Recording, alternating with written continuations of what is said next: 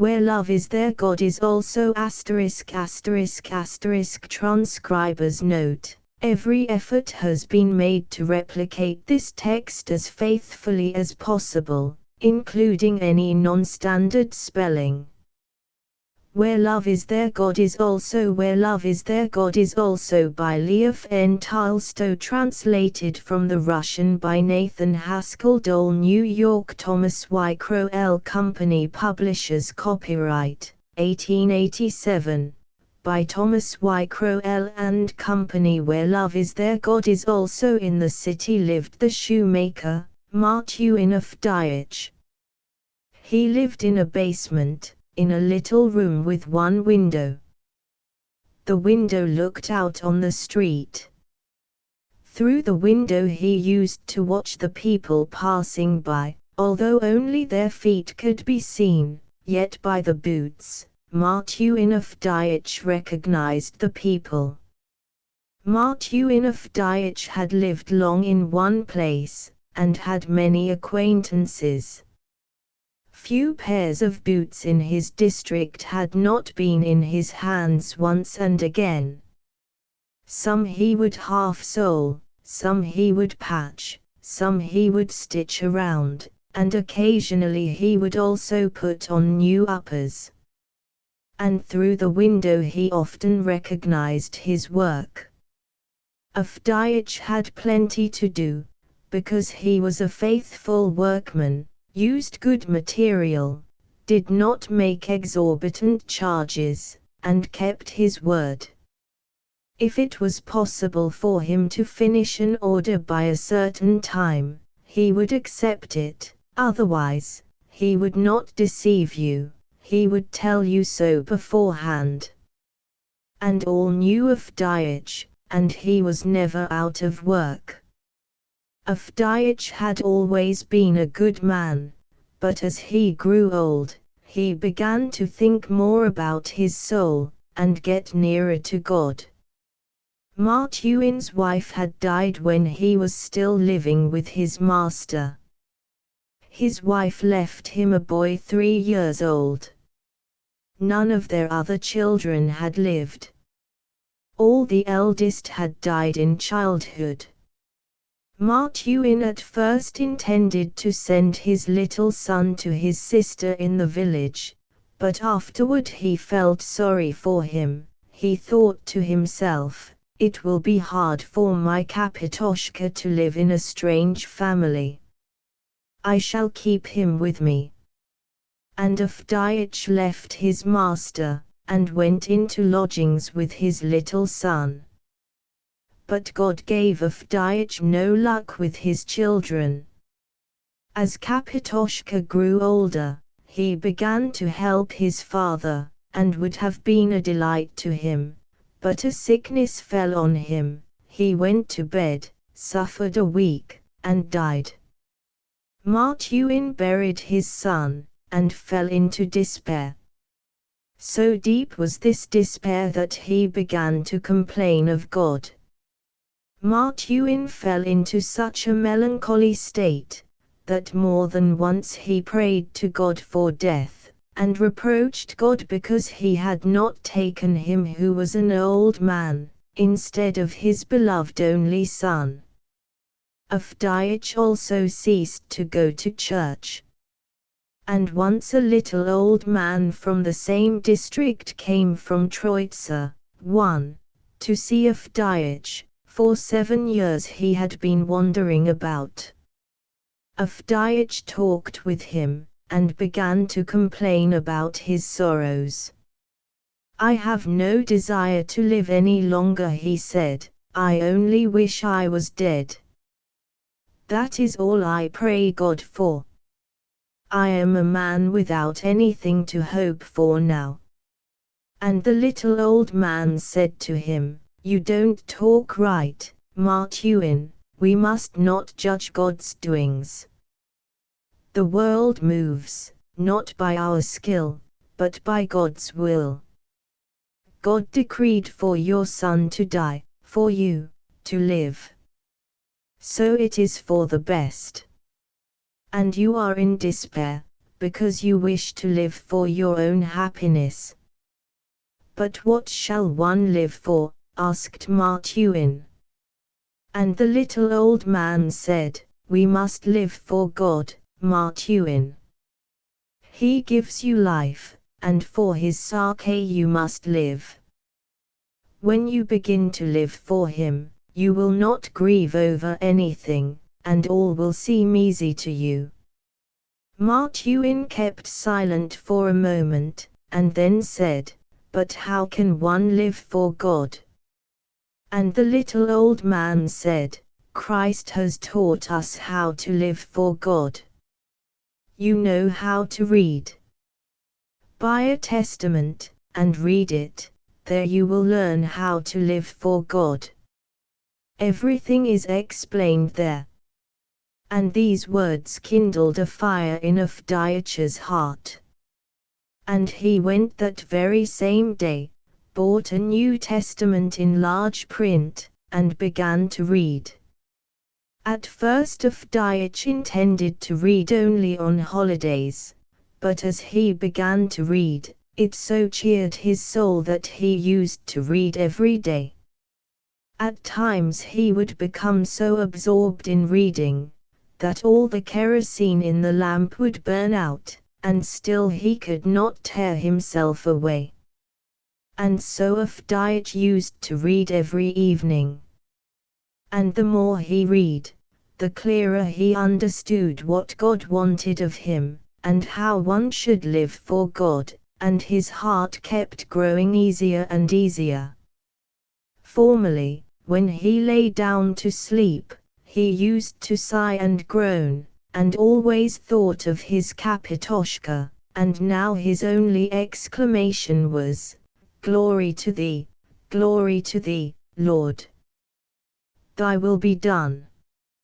And from that time Avdiya's whole life was changed. In other days he, too, used to drop into a public house, as a holiday amusement, to drink a cup of tea, and he was not averse to a little brandy, either.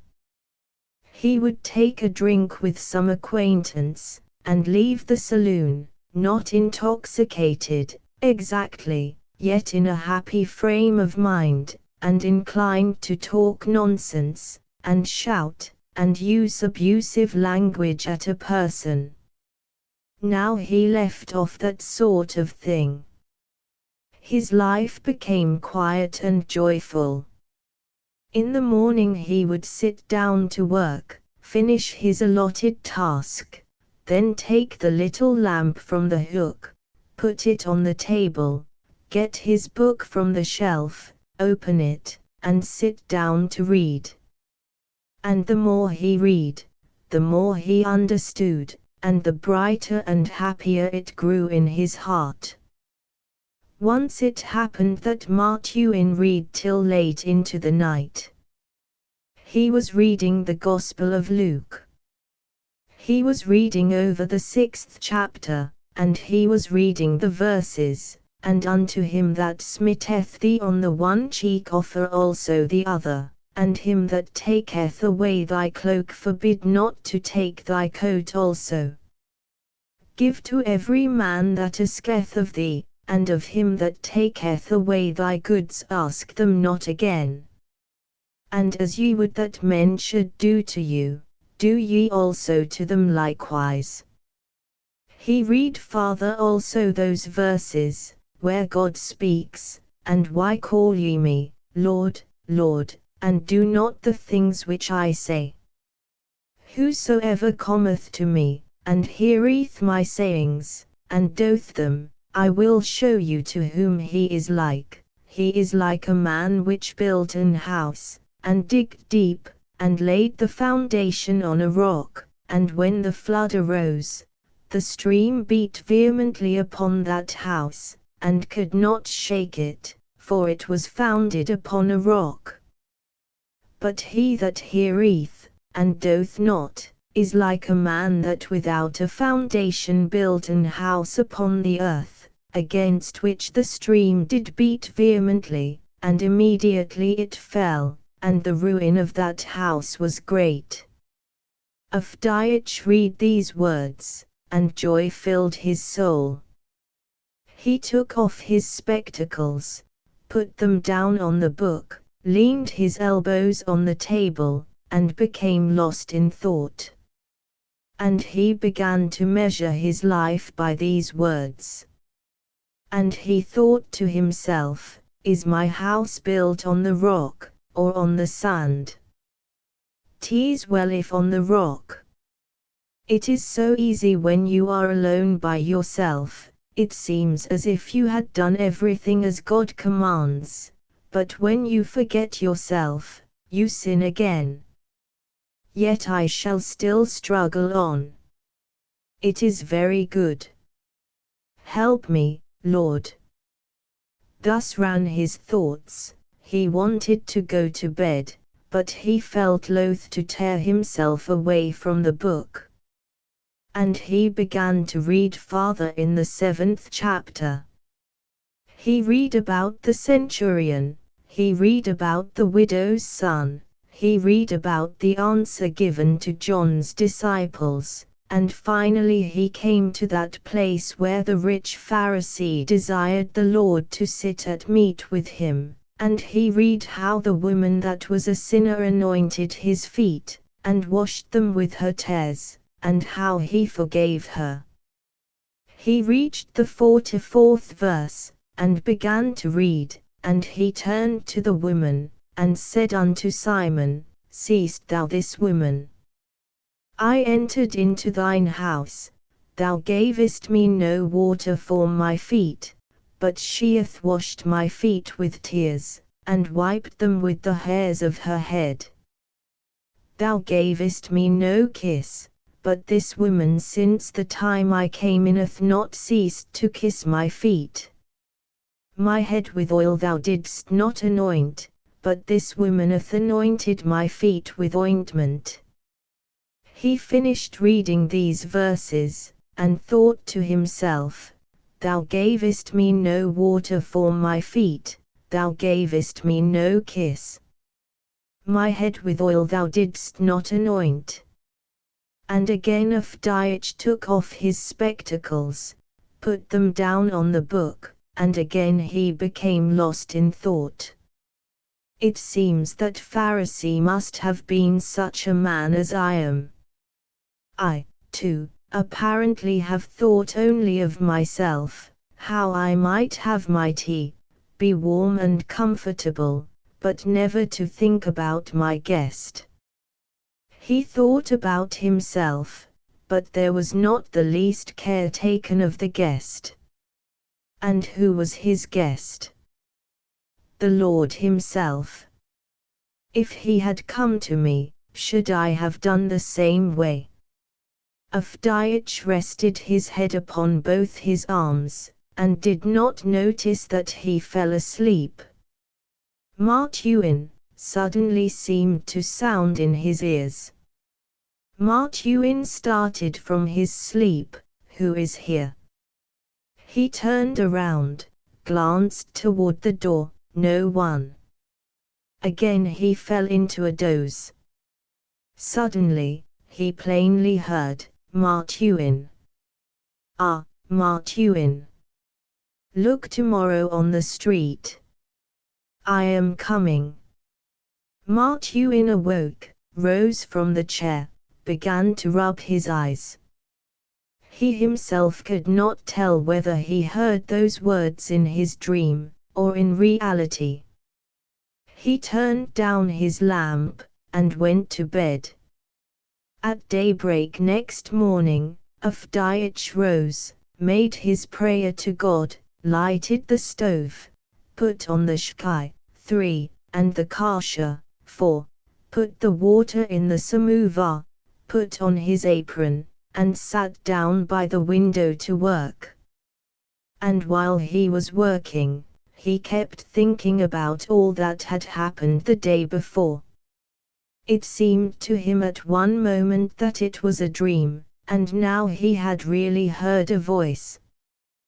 Well, he said to himself, such things have been. Martuin was sitting by the window, and looking out more than he was working. When anyone passed by in boots which he did not know, he would bend down, look out of the window, in order to see, not only the feet, but also the face. The dvornik, 5, passed by in new felt boots. 6. The water carrier passed by.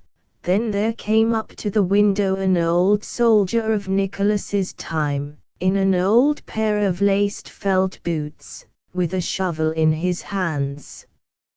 Avdyeevich recognized him by his felt boots.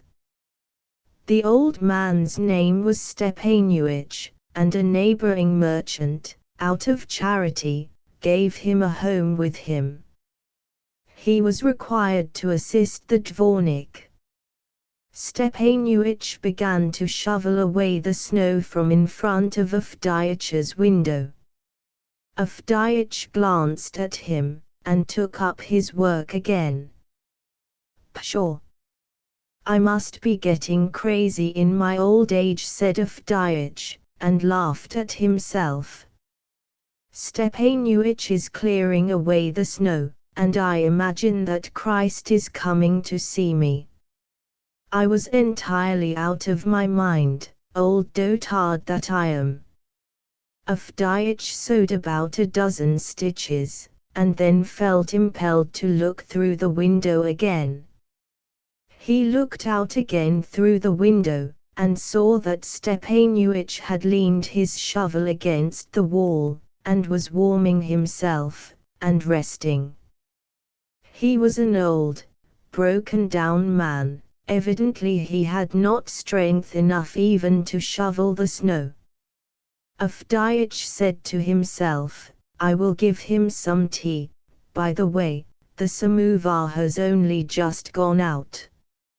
Avdyeevich laid down his awl, rose from his seat, put the samovar on the table, poured out the tea, and tapped with his finger at the glass. Stepanuich turned around, and came to the window. Avdyeevich beckoned to him, and went to open the door. "Come in, warm yourself a little," he said. "You must be cold." "May Christ reward you for this, my bones ache," said Stepanuich. Stepanuich came in, and shook off the snow, tried to wipe his feet, so as not to soil the floor, but staggered. "Don't trouble to wipe your feet. I will clean it up myself, we are used to such things." "Come in and sit down," said Avdyeevich. "Here, drink a cup of tea." And Avdyeevich lifted 2 glasses, and handed one to his guest, while he himself poured his tea into a saucer, and began to blow it. Stepanuich finished drinking his glass of tea, turned the glass upside down, 7, put the half-eaten lump of sugar on it, and began to express his thanks. But it was evident he wanted some more. "Have some more," said Avdyeevich, filling both his own glass and his guest's. Avdyeevich drank his tea, but from time to time glanced out into the street. "Are you expecting anyone?" asked his guest. "Am I expecting anyone? I am ashamed even to tell whom I expect. I am, and I am not, expecting someone, but one word has kindled a fire in my heart.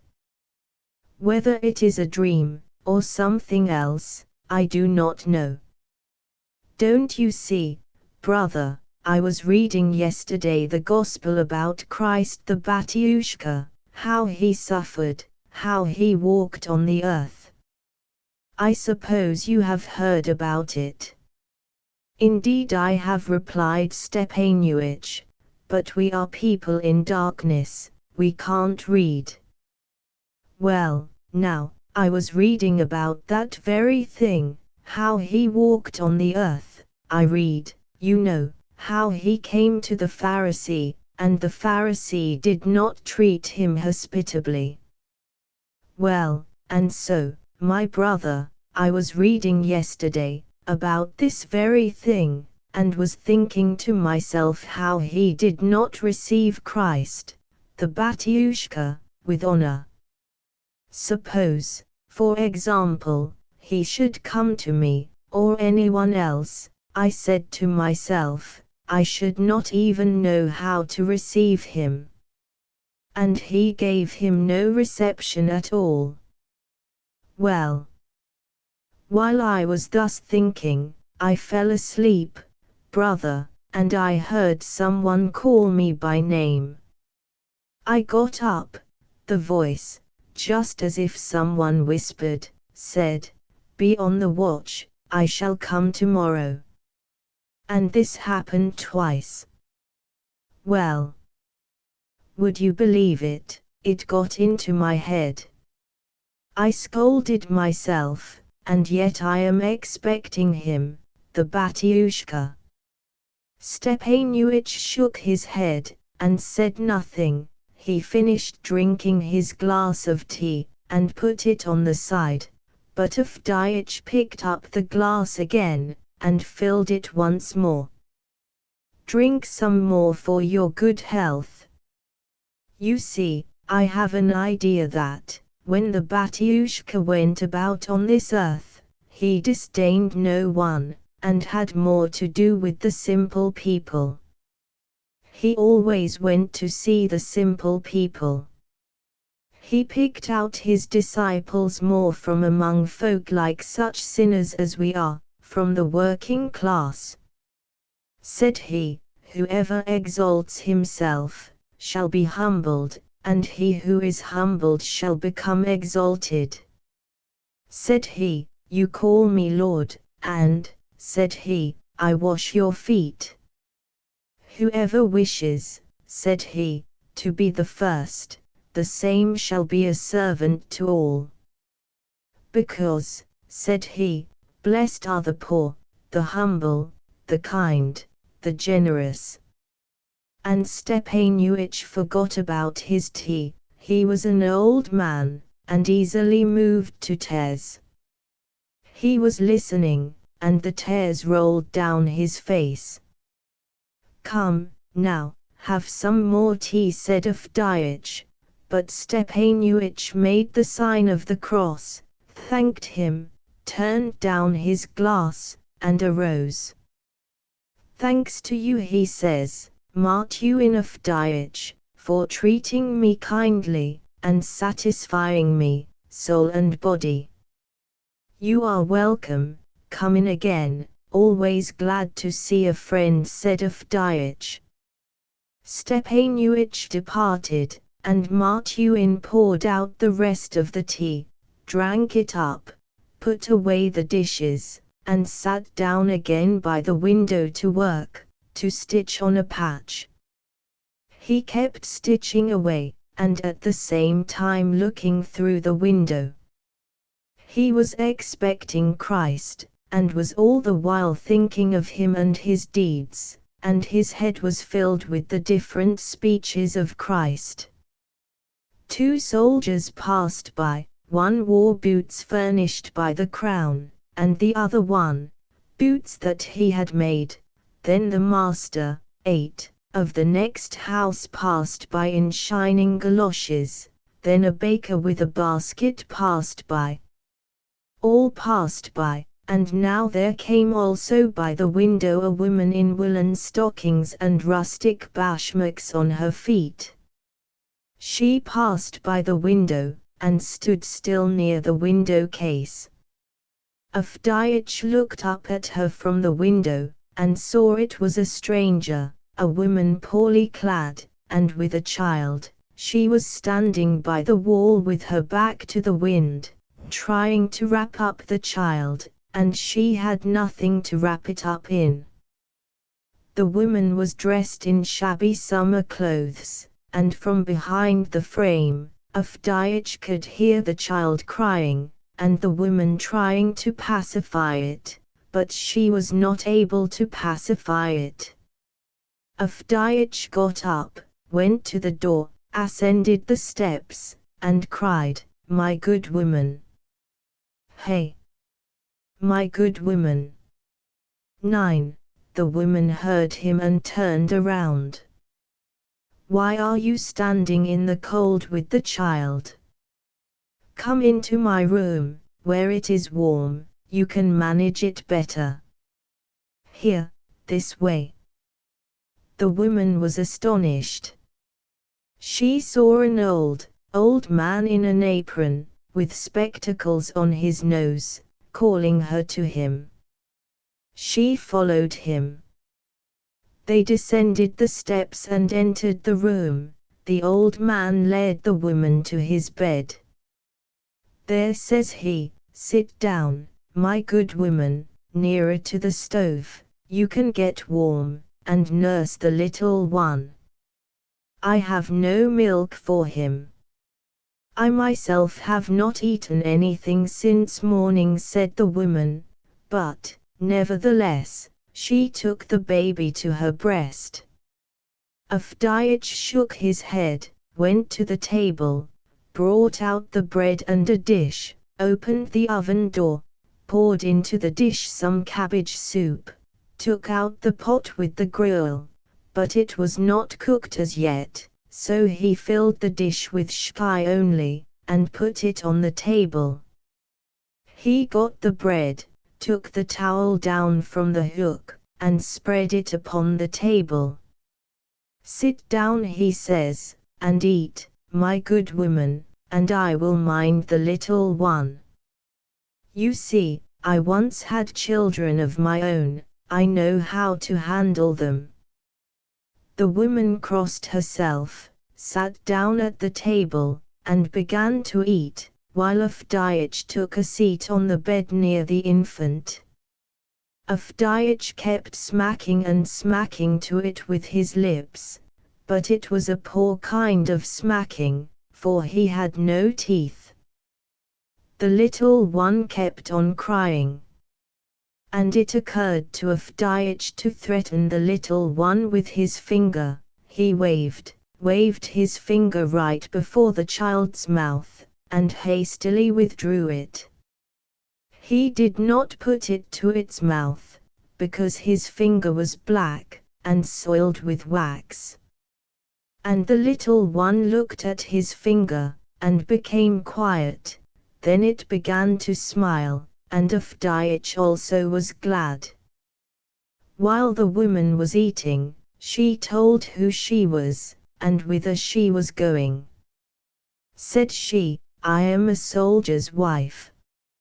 It is now 7 months since they sent my husband away off, and no tidings.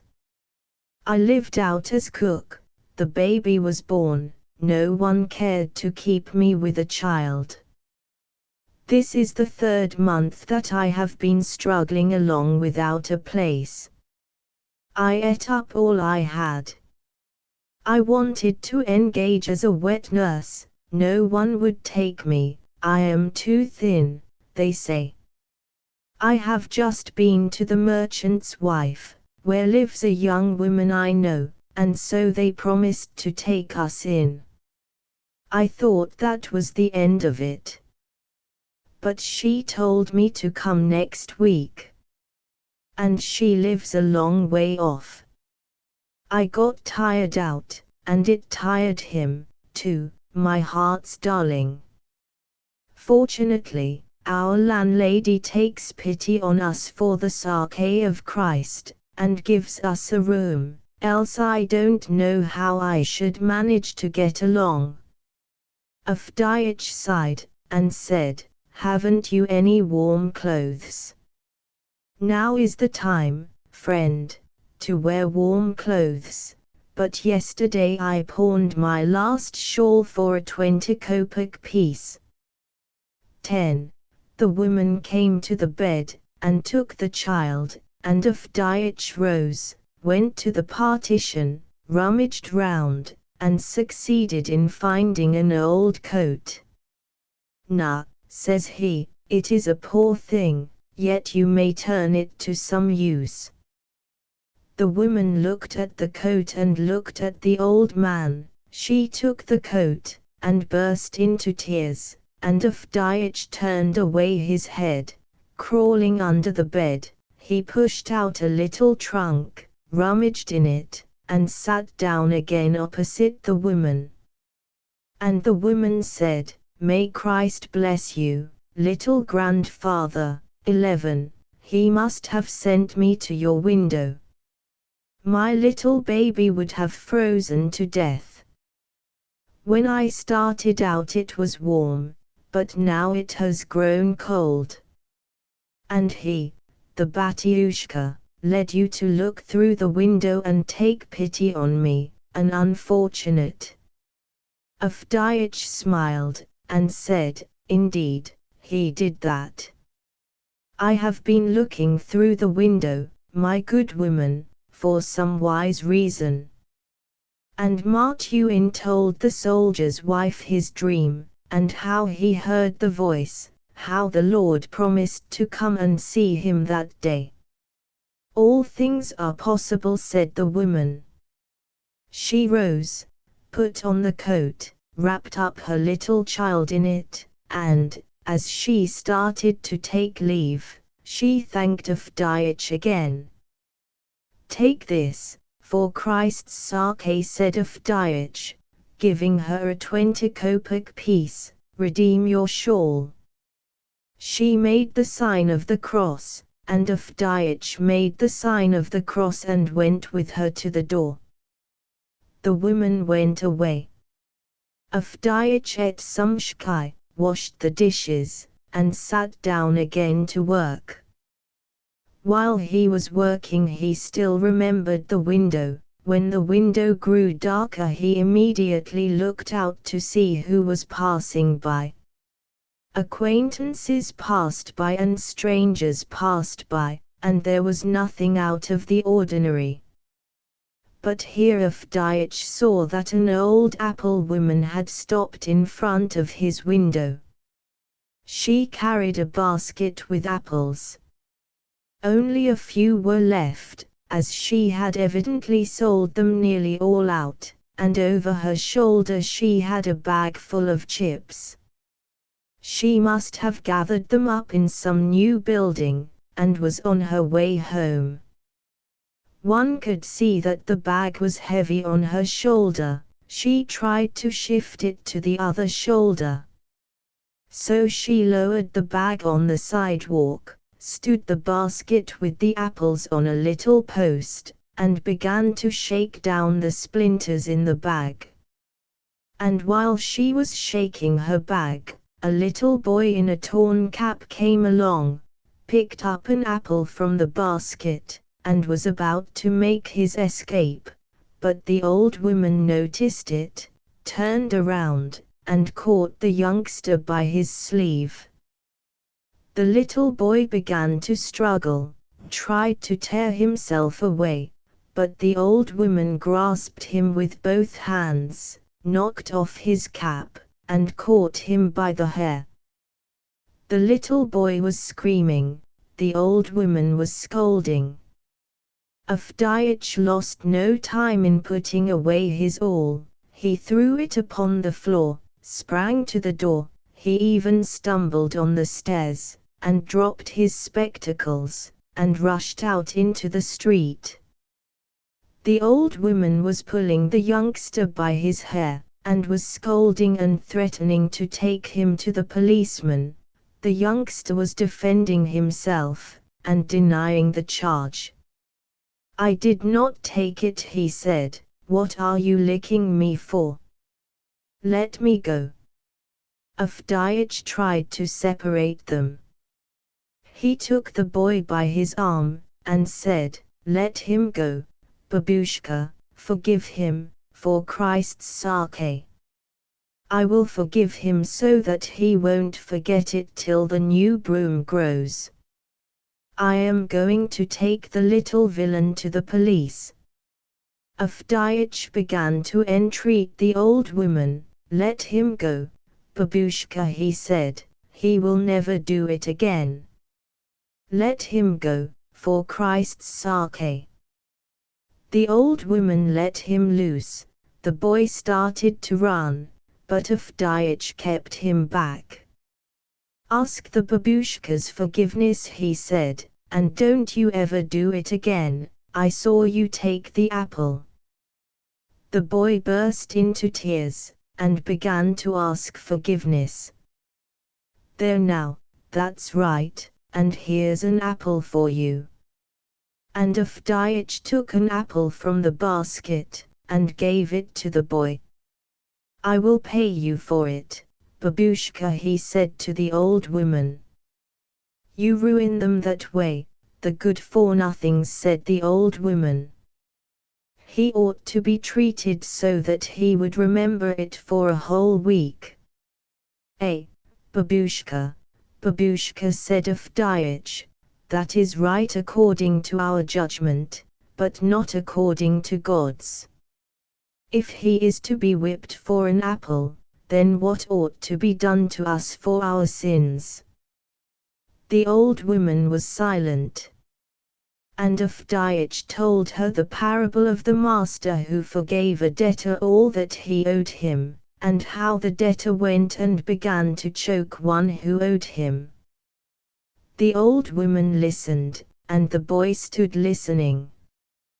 "God has commanded us to forgive," said Avdyeich, "else we, too, may not be forgiven. All should be forgiven, and the thoughtless especially." The old woman shook her head, and sighed. "That's so," said she, "but the trouble is that they are very much spoiled." "Then we who are older must teach them," said Avdyeich.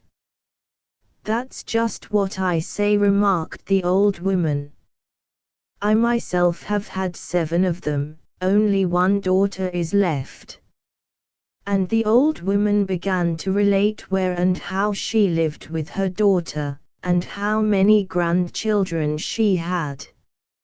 "Here," she says, "my strength is only so-so, and yet I have to work.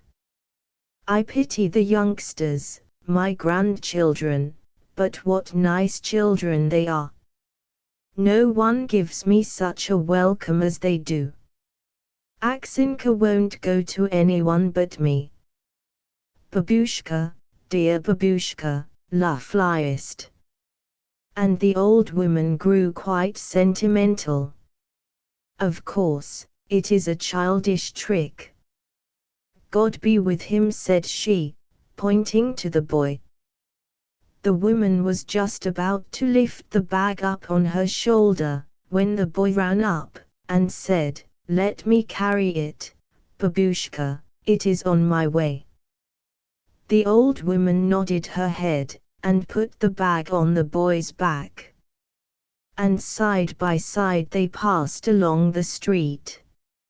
And the old woman even forgot to ask Avdyeich to pay for the apple. Avdyeich stood motionless, and kept gazing after them, and he heard them talking all the time as they walked away. After Avdyeich saw them disappear, he returned to his room. He found his eyeglasses on the stairs. They were not broken. He picked up his awl, and sat down to work again. After working a little while, it grew darker, so that he could not see to sew. He saw the lamplighter passing by to light the street lamps. "It must be time to make a light," he said to himself, so he got his little lamp ready, hung it up, and he took himself again to his work. He had 1 boot already finished. He turned it around, looked at it. Well done. He put away his tools, swept off the cuttings, cleared off the bristles and ends, took the lamp, set it on the table, and took down the Gospels from the shelf. He intended to open the book at the very place where he had yesterday put a piece of leather as a mark, but it happened to open at another place, and the moment Avdyeevich opened the testament, he recollected his last night's dream. And as soon as he remembered it, it seemed as if he heard someone stepping about behind him. Avdyeevich looked around, and saw, there, in the dark corner, it seemed as if people were standing. He was at a loss to know who they were. And a voice whispered in his ear, "Martuin, Martuin, did you not recognize me?" "Who?" exclaimed Avdyeevich. "Me," repeated the voice. "It was I." And Stepanuich stepped forth from the dark corner. He smiled, and like a little cloud faded away, and soon vanished. "And it was I," said the voice. From the dark corner stepped forth the woman with her child. The woman smiled, the child laughed, and they also vanished. "And it was I," continued the voice. Both the old woman and the boy with the apple stepped forward, both smiled and vanished.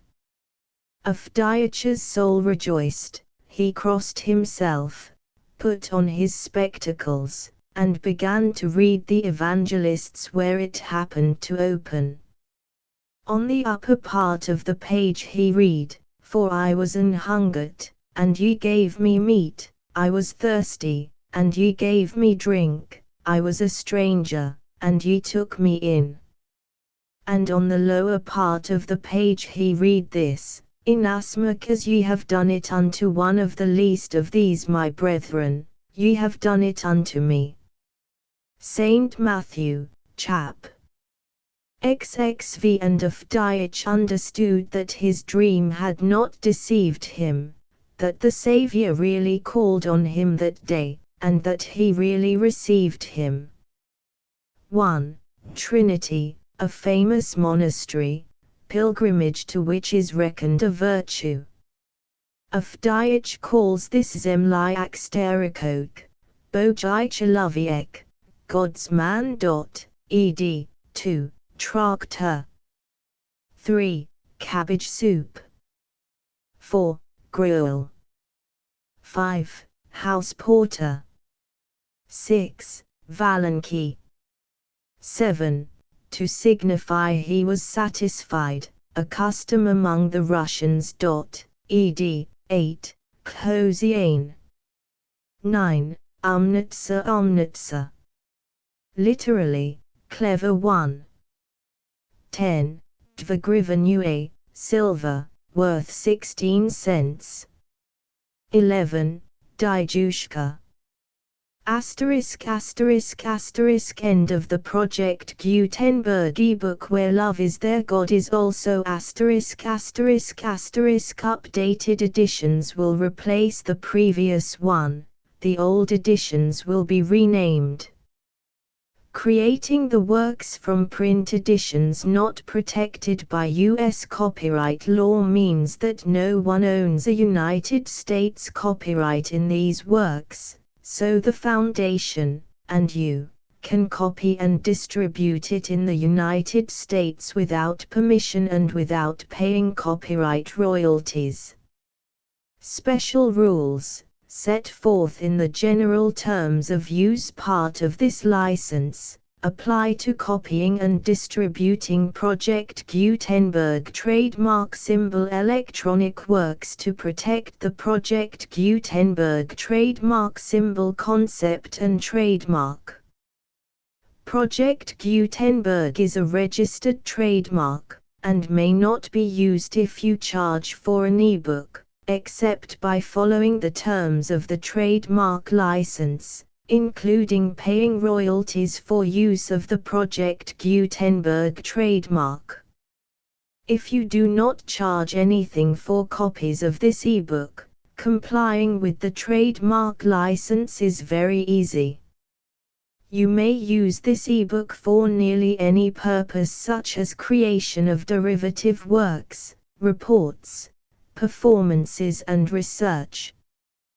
Project Gutenberg ebooks may be modified and printed and given away. You may do practically anything in the United States with ebooks not protected by U.S. copyright law. Redistribution is subject to the trademark license, especially commercial redistribution.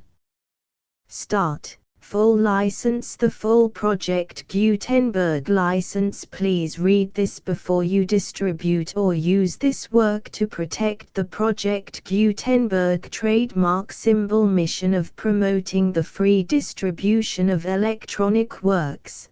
By using or distributing this work, or any other work associated in any way with the phrase Project Gutenberg, you agree to comply with all the terms of the full Project Gutenberg trademark symbol license available with this file or online at www.gutenberg.org/license.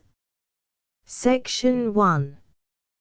General Terms of Use and Redistributing Project Gutenberg Trademark Symbol Electronic Works 1.0.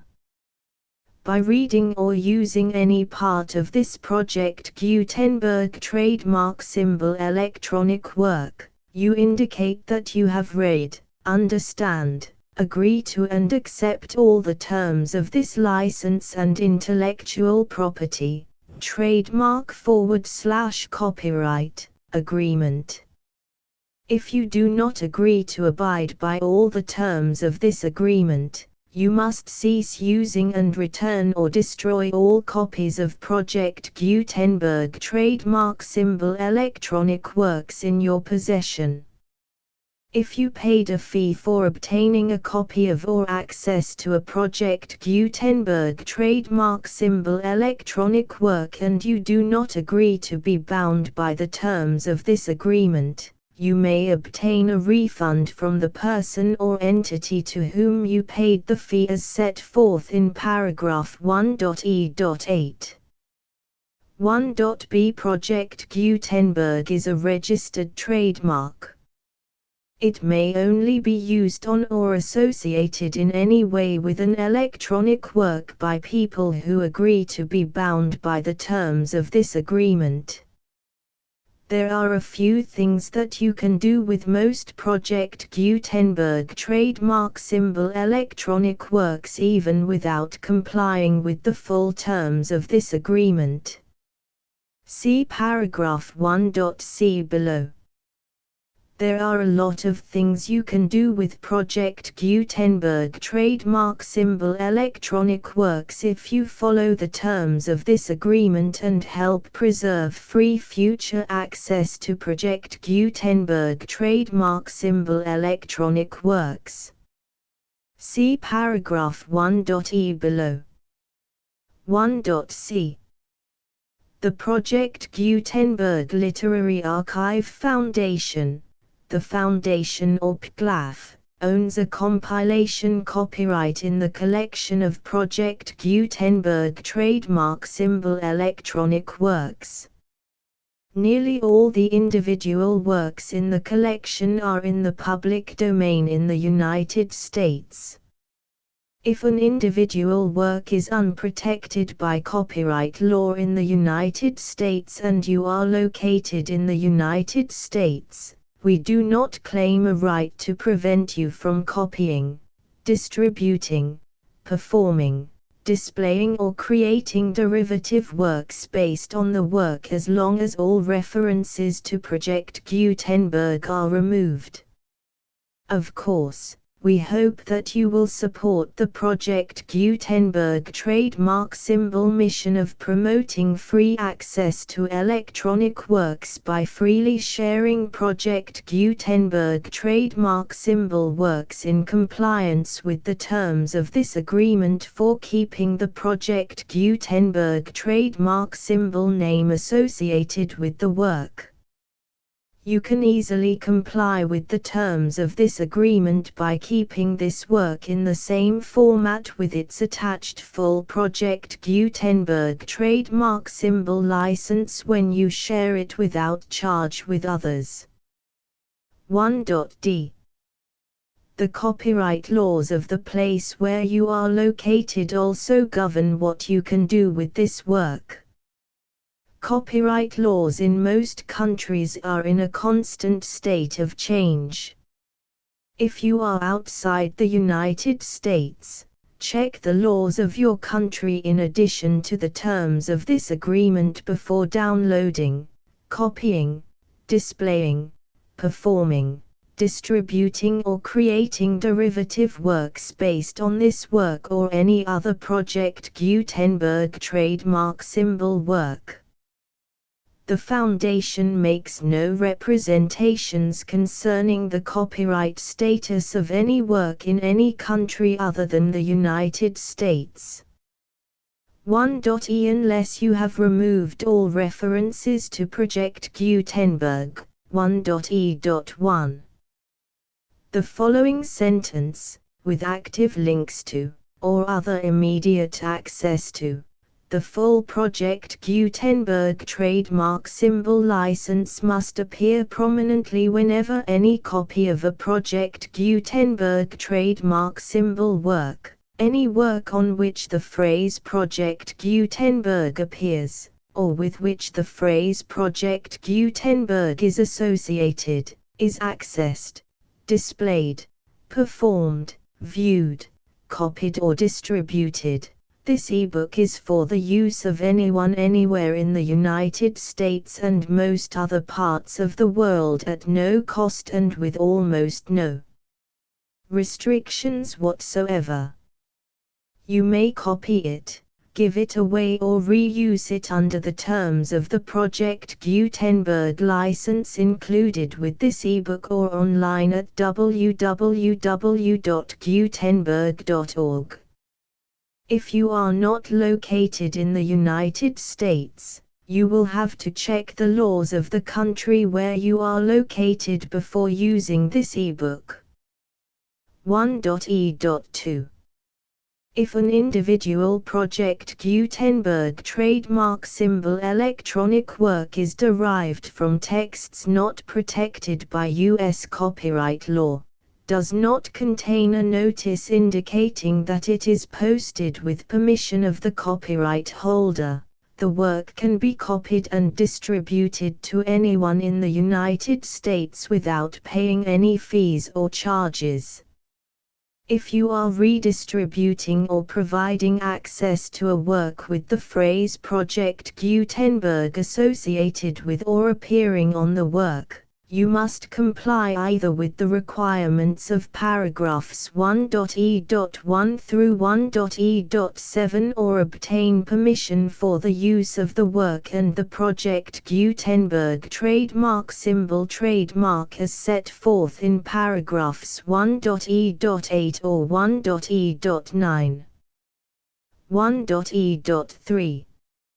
If an individual Project Gutenberg trademark symbol electronic work is posted with the permission of the copyright holder, your use and distribution must comply with both paragraphs 1.e.1 through 1.e.7 and any additional terms imposed by the copyright holder.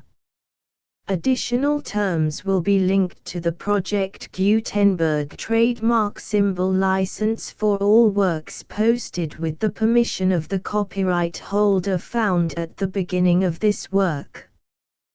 1.e.4.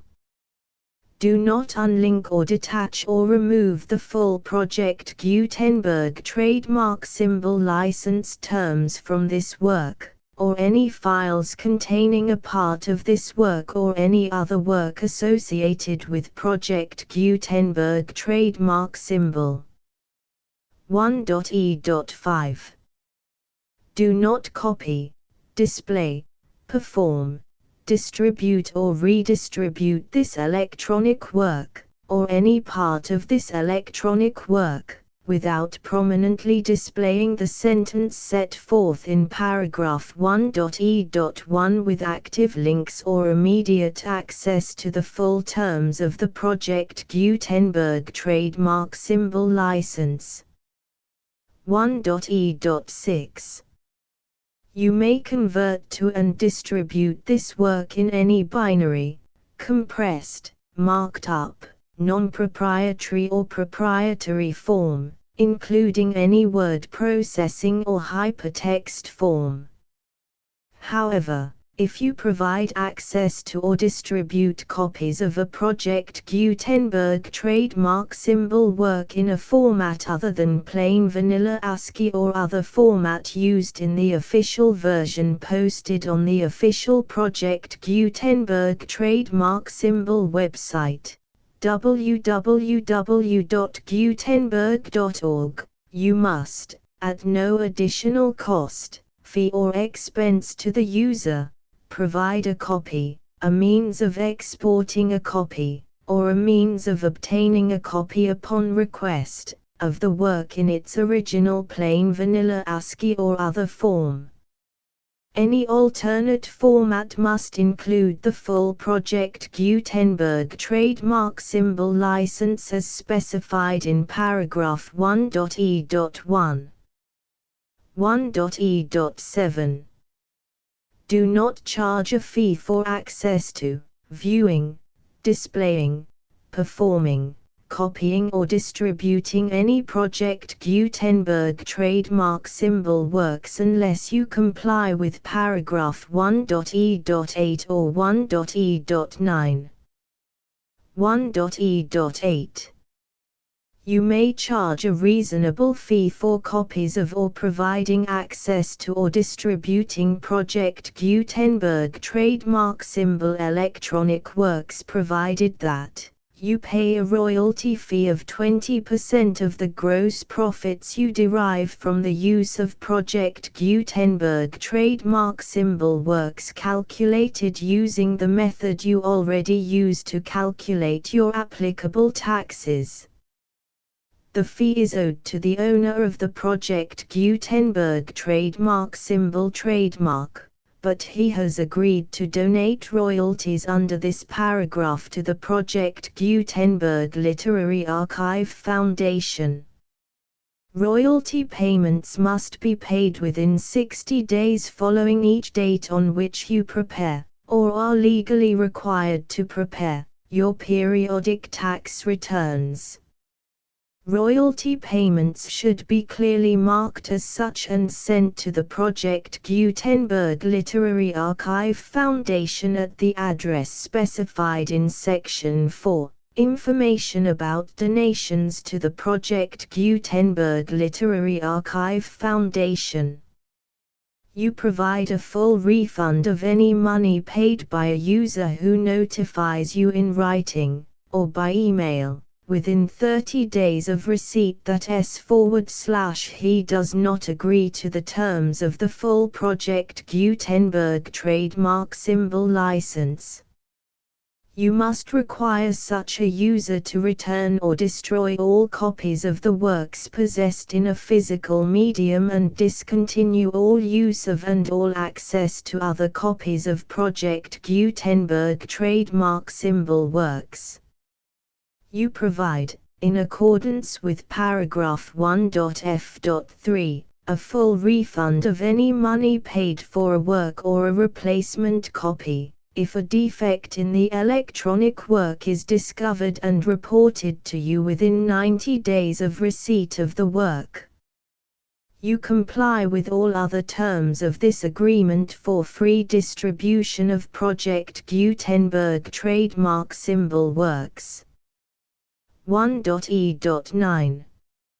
If you wish to charge a fee or distribute a Project Gutenberg trademark symbol electronic work or group of works on different terms than are set forth in this agreement, you must obtain permission in writing from the Project Gutenberg Literary Archive Foundation, the manager of the Project Gutenberg trademark symbol trademark. Contact the Foundation as set forth in Section 3 below. 1.f1.f.1.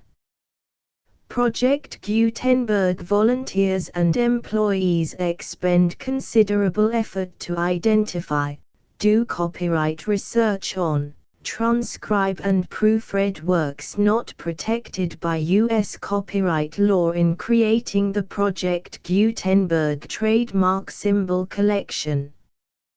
Despite these efforts, Project Gutenberg trademark symbol electronic works, and the medium on which they may be stored, may contain defects such as, but not limited to, incomplete, inaccurate or corrupt data, transcription errors, a copyright or other intellectual property infringement, a defective or damaged disk or other medium, a computer virus, or computer codes that damage or cannot be read by your equipment. 1.f.2 Limited warranty, disclaimer of damages, except for the right of replacement or refund described in paragraph 1.f.3, the Project Gutenberg Literary Archive Foundation, the owner of the Project Gutenberg trademark symbol trademark, and any other party distributing a Project Gutenberg trademark symbol electronic work under this agreement, disclaim all liability to you for damages, costs and expenses, including legal fees. You agree that you have no remedies for negligence, strict liability, breach of warranty or breach of contract except those provided in paragraph 1.f.3. You agree that the Foundation, the trademark owner, and any distributor under this agreement will not be liable to you for actual, direct, indirect, consequential, punitive or incidental damages even if you give notice of the possibility of such damage. 1.f.3 Limited right of replacement or refund. If you discover a defect in this electronic work within 90 days of receiving it, you can receive a refund of the money, if any, you paid for it by sending a written explanation to the person you received the work from. If you received the work on a physical medium, you must return the medium with your written explanation. The person or entity that provided you with the defective work may elect to provide a replacement copy in lieu of a refund. If you received the work electronically, the person or entity providing it to you may choose to give you a second opportunity to receive the work electronically in lieu of a refund. If the second copy is also defective, you may demand a refund in writing without further opportunities to fix the problem. 1.f.4 Except for the limited right of replacement or refund set forth in paragraph 1.f.3, this work is provided to you as is, with no other warranties of any kind, express or implied, including but not limited to warranties of merchantability or fitness for any purpose. 1.f.5 Some states do not allow disclaimers of certain implied warranties or the exclusion or limitation of certain types of damages. If any disclaimer or limitation set forth in this agreement violates the law of the state applicable to this agreement, the agreement shall be interpreted to make the maximum disclaimer or limitation permitted by the applicable state law. The invalidity or unenforceability of any provision of this agreement shall not void the remaining provisions. 1.f.6 Indemnity. You agree to indemnify and hold the Foundation, the trademark owner, any agent or employee of the Foundation, anyone providing copies of Project Gutenberg trademark symbol electronic works in accordance with this agreement, and any volunteers associated with the production, promotion and distribution of Project Gutenberg trademark symbol electronic works, harmless from all liability, costs and expenses, including legal fees, that arise directly or indirectly from any of the following which you do or cause to occur. A. Distribution of this or any Project Gutenberg trademark symbol work. B. Alteration, modification, or additions or deletions to any Project Gutenberg trademark symbol work, and C. Any defect you cause. Section 2. Information about the mission of Project Gutenberg trademark symbol. Project Gutenberg trademark symbol is synonymous with the free distribution of electronic works in formats readable by the widest variety of computers, including obsolete, old, middle-aged and new computers. It exists because of the efforts of hundreds of volunteers and donations from people in all walks of life. Volunteers and financial support to provide volunteers with the assistance they need are critical to reaching Project Gutenberg trademark symbol's goals and ensuring that the Project Gutenberg trademark symbol collection will remain freely available for generations to come. In 2001, the Project Gutenberg Literary Archive Foundation was created to provide a secure and permanent future for Project Gutenberg trademark symbol and future generations. To learn more about the Project Gutenberg Literary Archive Foundation and how your efforts and donations can help, see sections 3 and 4 and the Foundation information page at www.gutenberg.org. Section 3. Information about the Project Gutenberg Literary Archive Foundation. The Project Gutenberg Literary Archive Foundation is a non-profit 501(c)(3) educational corporation organized under the laws of the state of Mississippi and granted tax-exempt status by the Internal Revenue Service. The Foundation's IN or Federal Tax Identification Number is 64-6221541. Contributions to the Project Gutenberg Literary Archive Foundation are tax-deductible to the full extent permitted by U.S. federal laws and your state's laws. The Foundation's business office is located at 809 North 1500 West, Salt Lake City, UT 84116, 801-596-1887.